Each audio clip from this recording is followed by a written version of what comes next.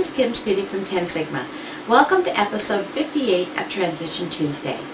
Today I'm going to talk about mental health. This important topic was suggested by Elizabeth from Texas. Right now I'm going to switch over to a short slide presentation to share this information.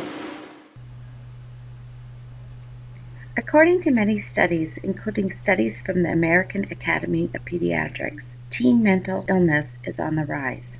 This issue is extremely important for educators to be aware of and have some kind of knowledge about in order to help our students.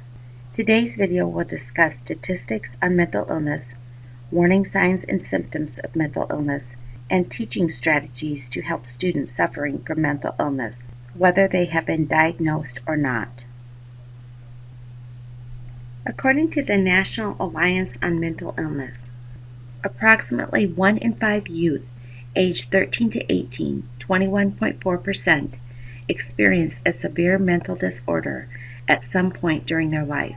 For children aged 8 to 15, the estimate is 13%.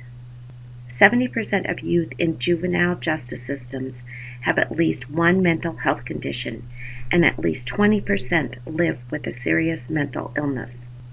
Just over half, 50.6% of children aged 8 to 15 received mental health services in the previous year. Half of all chronic mental illness begins by age 14, 3/4 by age 24. Despite effective treatment, there are long delays, sometimes decades, between the first appearance of symptoms and when people get help. Over 1/3, 37% of students with a mental health condition, aged 14 to 21 and older, who are served by special education, drop out. This is the highest dropout rate of any disability group. Suicide is the 10th leading cause of death in the United States, the 3rd leading cause of death for people aged 10 to 24, and the 2nd leading cause of death for people aged 15 to 24. And more than 90% of children who die by suicide have a mental health condition. These statistics are staggering, and because we educators work with students daily, we need to be cognizant of common mental disorders and warning signs. There are over 200 classified types of mental illness. Although teachers are not in the position to diagnose mental disorders, it is helpful for them to know some common disorders and the warning signs and symptoms of them. Some common disorders include depression, anxiety, bipolar disorder, eating disorders, and schizophrenia. Some common warning signs and symptoms of a student suffering from a mental illness include withdrawal, recent social withdrawal and loss of interest in others, drop in functioning, an unusual drop in functioning at school, work, or social activities, such as quitting sports, failing in school, or difficulty performing familiar tasks. Problems thinking, problems with concentration, memory, or logical thought and speech that are hard to explain. Increased sensitivity, heightened sensitivity to sights, sounds, smells, or touch. Avoidance of overstimulating situations. Apathy, loss of initiative or desire to participate in any activity. Feeling disconnected, a vague feeling of being disconnected from oneself or one's surroundings. Illogical thinking, unusual or exaggerated beliefs about personal powers to understand meanings or influence events. Illogical or magical thinking. Nervousness, fear or suspicious of others or a strong nervous feeling. Unusual behavior, odd, uncharacteristic, or peculiar behavior. Sleep or appetite changes, dramatic sleep and appetite changes or decline in personal care. And mood changes, rapid or dramatic shifts in feelings.